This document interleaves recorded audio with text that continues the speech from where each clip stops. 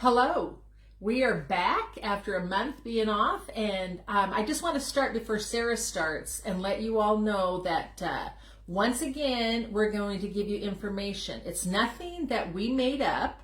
It's all factual information that is happening in the United States, in Washington State, and in Walla Walla Public Schools. So Sarah, go ahead. Okay.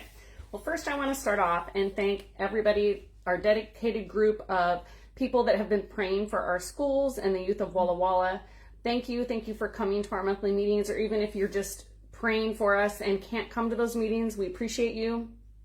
Also, I want to thank those who are consistently coming to our school board meetings. It's so important to have us represented. And so I just want to thank you. So this video, I feel like might be a little crazy because there's a lot of information. So it was hard to decide how to even start this, all of everything that I want to talk about today. So I'm just gonna go for it. So we're gonna jump to a few different topics of things that have kind of been stirring for, I'd say, over the last 6 months. Okay, so we're gonna start with the July meeting. The iReady, which is a program they use. They test math and reading, and those results came in for the spring assessments. And in grades K through 8th, in Walla Walla School District, 3,132 students were tested in math. Only 25% of those students met the minimum requirements of expectations for their grade level. That's low. That's low. 25% of K through 8. 18% of those have partially met the level of expectation, and 34% of those students placed 1 year below the grade level that they're in, and then percentages just keep going 2 years below and further behind. So that is 25% of our children are not meeting expectations in the K through 8 math. That is horrible. Yeah. So we're going to switch over to reading. They tested 3,106 students. 33% of those students met the minimum requirements of expectation for their grade level in the K through 8 category. 17% of those students partially met the grade level expectations, and 27% of those students placed 1 year or below, and so on. So 33% of our children are meeting the level of expectation in reading in K through 8. That is low also. And let me just jump in, Sarah, real quick, that there's 1.1 million public school students in Washington State, just in our state alone. 70% of those 1.1 million students are failing math, and 50% of those 1.1 million public school students are failing reading right now. So obviously it's not just a local issue. This is a bigger issue. So I'm then going to, looking at all these really super confusing charts that they had that are online, that are available to you, that you can look up. I'm just going to mention the lowest percentages in a few different grades that I found concerning. So of the 392 8th graders that they assessed, only 14% were competent in math skills. 14%. Okay, of 344 5th graders assessed, 28% were competent in reading. 28%. That's 5th graders. So our junior high is a critical piece to this puzzle and what is happening. I don't necessarily know, but now while I don't know a ton about the iReady program, I can't say that I would think that this would be the best way to assess children because it's online. It's an online assessment. I feel like face-to-face oral assessments and written math skills, that would be a better judgment. But this is what the Walla Walla Public Schools has chosen to do and has done for multiple years. And so they need to be held accountable for that outcome. And the constant comment from the assistant superintendent is that we are nationally measuring about the same as everywhere else. Whoa, we're average in the nation. Isn't that exciting? Yeah. We should be above that. Well, unfortunately, that's not acceptable. those aren't acceptable numbers. We are failing. It doesn't matter what's happening in our state, in our county. Those are our children. This needs to change. I don't know what needs to change, but I know something needs to change. So the iReady curriculum states that the sweet spot for success for this program is 30 to 49 minutes a week needs to be spent in this program. Okay, that's for the entire week. So the company has always said that this amount of time was needed to see growth and success for students. This was brought up during the meeting. Why are we not doing that amount of time needed? They had a little chart that showed the amount of time that was happening in multiple grades, and it wasn't between that 30-minute and 49-minute intervals per the week. So now this is an additional to core classroom instruction, but it is only 30 to 49 minutes a week. So, and it says it's proven to work. That's what I keep hearing. It's proven to work. It's proven to work. It's proven to work. So in the July meeting, the executive director of teaching and learning stated that teachers were even incentivized to use the iReady program. I don't know what that means. But then when pressed, she stated, and I quote, we try not to lay down the hard mandate. So what that says to me is that we are letting teachers do what they want with no consequences, even if that means they are failing our children.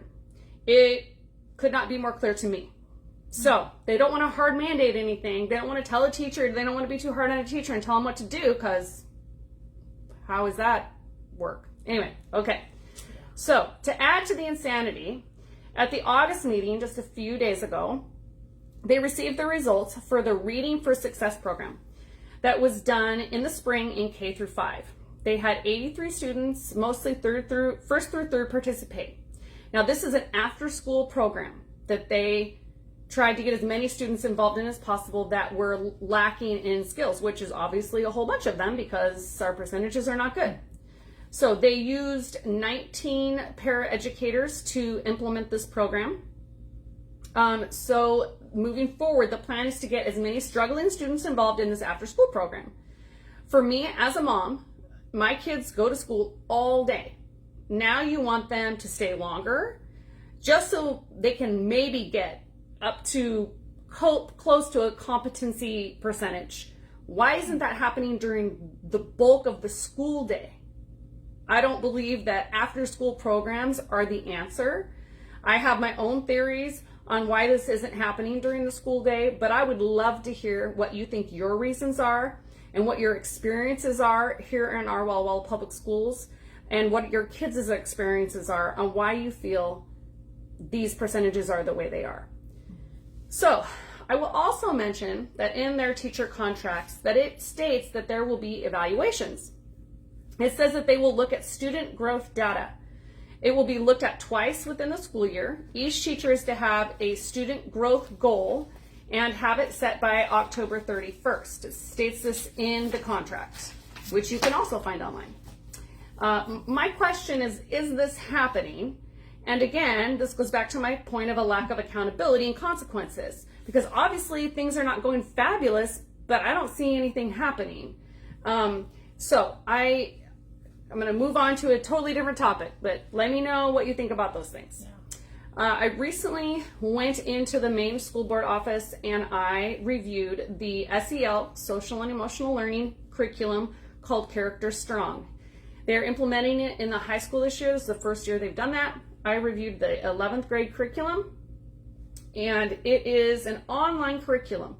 And so the only way to really experience what your student is going to be seeing and listening to is to actually go in and make an appointment, go in, get logged in, and see that. So we encourage everybody to do that. Yes, it is good to do. They need to know that you're paying attention. Yes. So I reviewed about 6 lessons. There's a lot because they're going to meet once a week, every Wednesday for 20 minutes. And so obviously there's a ton of lessons. So in the high school, they're going to be taught this by their advisory teacher. And I don't even know who that is or how they get assigned to that or anything. I don't know how that works. And my student didn't seem to know either. So we don't really know. But the teacher is in charge of teaching that curriculum the entire year. So for me, when I reviewed the curriculum, there were a lot of buzzwords and phrases in this curriculum, like exploring ourselves and staying true to myself, and how stories shape us, and the power of your voice, and belonging. Now, none of these are bad in and of themselves.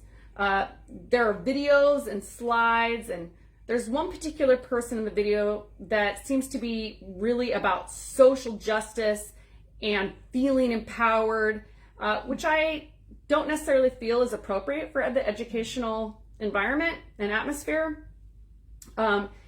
It is a very open-ended questions, and they could be a bit leading in the way they're presented. And so I think it could go well, or I think it could go horribly wrong, depending on who the teacher is and what their real motivation is in teaching this curriculum. The other thing you have to consider is that the district has mandated training all last year with a book called Belonging Through the Culture of Dignity, the Key to Successful Equity Implementation. And if There's that word again. There it is, a lot of them. Yeah. So if you've looked into critical race theory at all, you'll know that all these are huge buzzwords that critical race theory uses to get around being called critical race theory. So I'm not sure why they feel that every kid at a school needs a counseling and a group environment, and that they think that's going to go well in high school. We'll see how that goes. I don't know why they want teachers to learn one more curriculum and have those things to do, or do teachers really need 30 students to counsel? I don't really understand. I feel like our teachers have a lot to do already. So you can opt your child out of this at any grade level.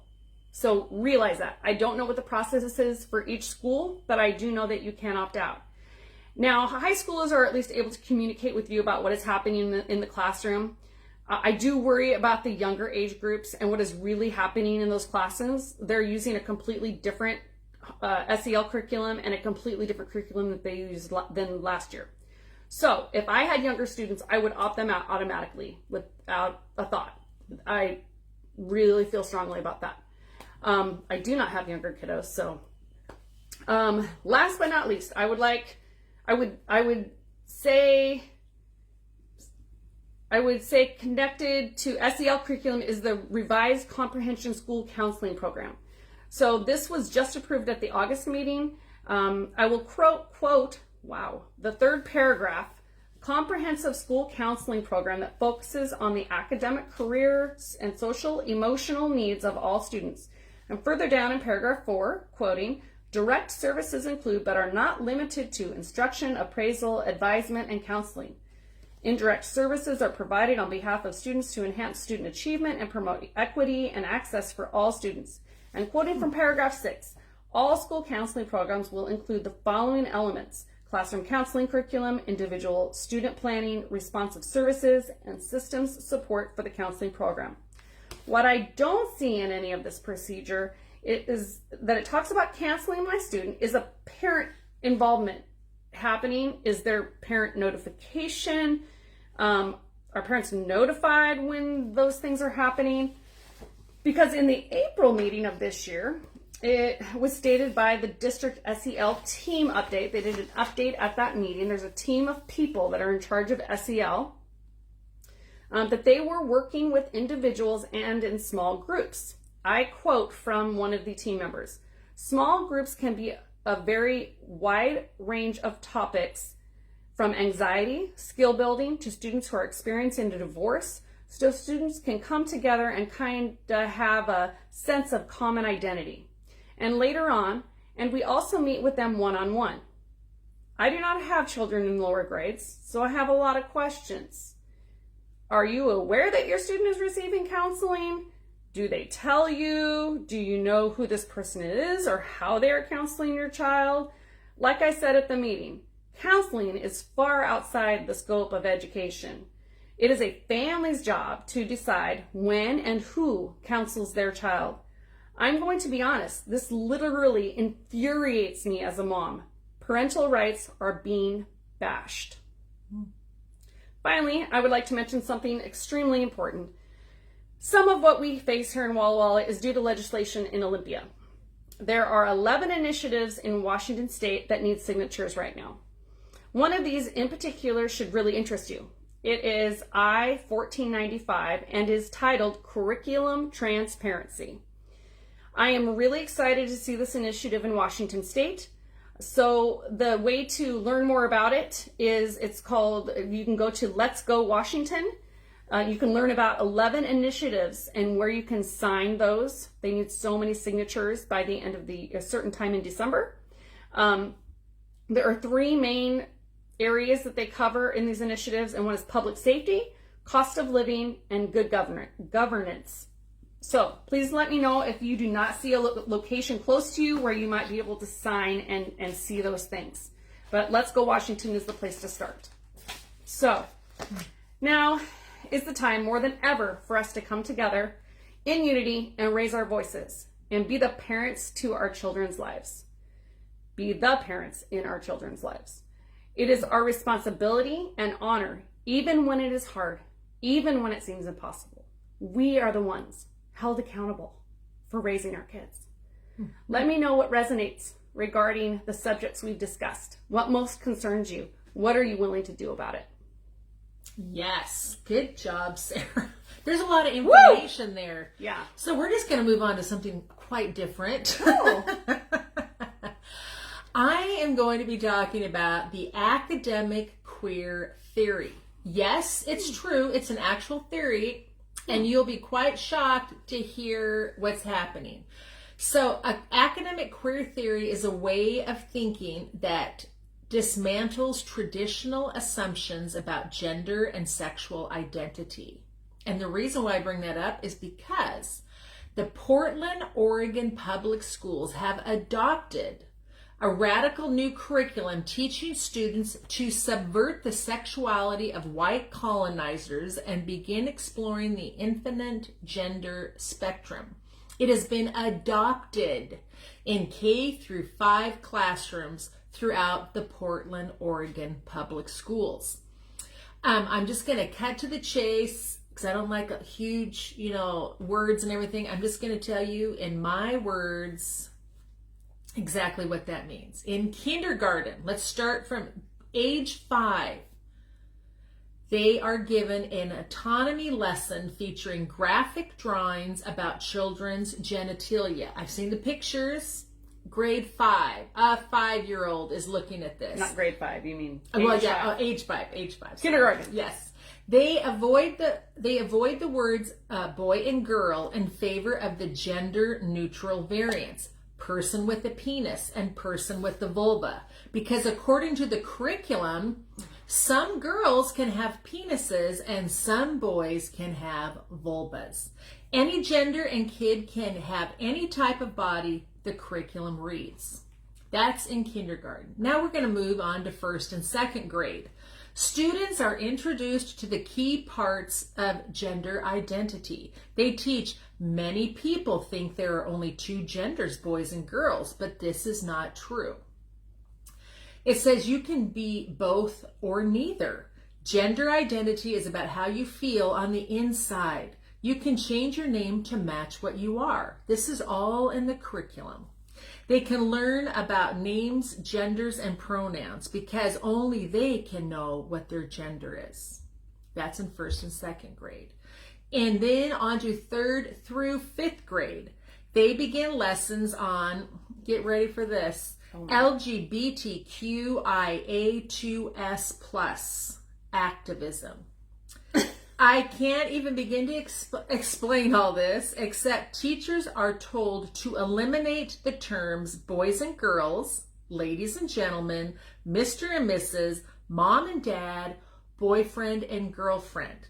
Instead, they are supposed to change it to people or folks, F-O-L-X, instead of F-O-L-K-S. Oh, I'm not kidding you. But with an X, because the X means inclusive. Can we say they can't spell now? How are they going to spell when they get out of 3rd through 5th grade? It's ridiculous. And then guardians. And then this just cracked me up. Instead of Mr. and Mrs., it's MX. Obviously, the X stands for inclusive. And then, instead of boyfriend and girlfriend, them friend. That's my them friend? Them friend, yes. Then they are shown photographs of gender non-conforming individuals and encouraged to celebrate the flags for non-binary, genderqueer, gender fluid, and two-spirit identities. The curriculum also provides a detailed explanation of how to pause puberty. This is in the curriculum, how to pause puberty through hormones and surgeries. This is 3rd through 5th grade. And advice on adopting a non-binary identity and set of pronouns. Are you shocked by that? Well, hang on, because here's the clincher. By the end of 5th grade, that is 10 to 11-year-olds, the curriculum explicitly asks students to make a commitment to change according to the dictates of gender ideology. Students receive a list of 6 commitments that they really want these kids to do. One of them is, I commit to learning more about what LGBTQIA2S plus words are, their meanings, and how they have changed over time. They are to commit to learning about the history and leadership of Black trans women. Why is that? I commit to practicing pronouns and connecting myself every time. I commit to attending QSA or GSA, which is a Queer Straight Alliance, and being a leader at my school. And I commit to watching and reading books, movies, and TV shows that have LGBTQIA2 plus characters. That is in 3rd through 5th grade. In other words, they commit to being a political activist for queer theory and the broader sexual revolution. Well, my hope is, as parents and grandparents, that you understand the ideology of queer theory and what it hopes to accomplish. That you will revolt against it, and that that day cannot come soon enough. We need to stand up for our children. And please let me reiterate what I've always said. There are good teachers and there are bad teachers. I know many great teachers that have good moral values. Even if your school district does not use this type of curriculum, the teacher can still do have a lot of influence, whether it's good or bad, on your kids. And just so you know, that's in Oregon. San Diego public schools want to adopt the principles of academic queer theory, and so does Los Angeles. So I can guarantee you that Washington is right behind, and they already slowly are teaching this stuff, but just so you know. Yeah, I would say the Harmony SEL curriculum that they taught in the lower grades last year already had the teachers advising the teachers not to call the students boys and girls. Yeah. Yeah. So it's really happening here too. Maybe not quite to that extreme yet. It's just slower. Yeah. It's just building up. And Yeah. that's how a lot of things happen in this world, is they put a little here, a little there, and pretty soon you're just so used to it that they grow from that. And I will say this, I thought this was kind of interesting, and then I'll be done. Washington State is now, well, actually, when talking to parents, most assume that Washington State is near the top in sending kids to college.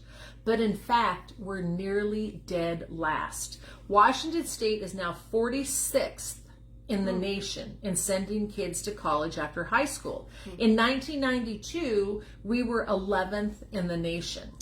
My personal opinion is that No Child Left Behind, Common Core, we're dumbing down our kids. But here's the thing. Do they get that much greatness out of college anymore? Vocational and technical school are honestly way cheaper, way faster, and way better, because we're missing out on a lot of that stuff. So there's just a lot of information here, and we're sorry that the video went so long, but we need to educate people on what is happening in the world. And Sarah and I have taken the time to go to school board meetings to get this information and to get other things that are happening in the world, just so you can understand what's going on. And it's getting scarier and scarier, and so our kids need more protection. We need to pray for them and just guard their hearts. Yes. I feel like this next generation coming up is so confused about who they are. I wonder why.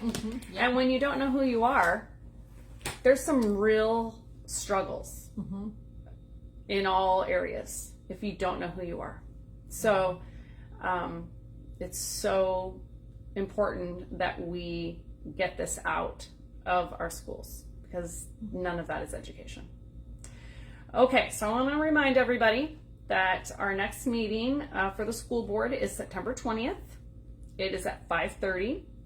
We will, of course, be having our prayer meeting at 4:45 in the parking lot. Please feel free to join us. We love praying in unity for the youth and the school board and the teachers. And